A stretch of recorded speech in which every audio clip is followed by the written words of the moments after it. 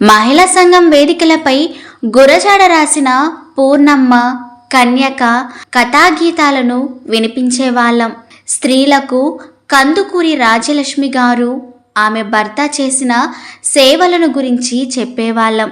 గురజాడ కందుకూరి వర్ధంతులను, జయంతులను జరిపేవాళ్ళం. వారి సాహిత్యాన్ని పుస్తకాలుగా తెస్తే వాటిని ప్రజల్లోకి తీసుకువెళ్ళేవాళ్ళం.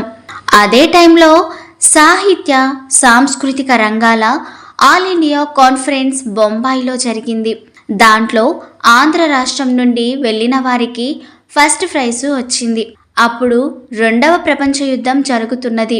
ఆ యుద్ధం వల్ల కలుగుతున్న నష్టం, బెంగాల్ కరువు లాంటి అంశాలపై మా వాళ్ళు ఇచ్చిన ప్రదర్శనకే ఆ ప్రైజు వచ్చింది.